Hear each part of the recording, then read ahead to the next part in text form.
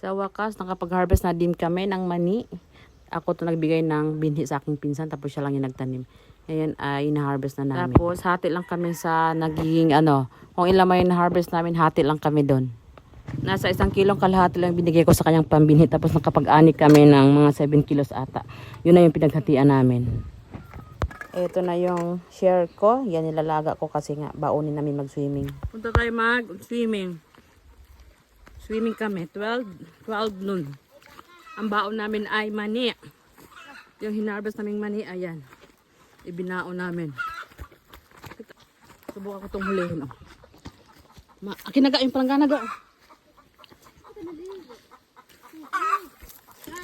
Nandun na si Wilhelm at saka Neneng.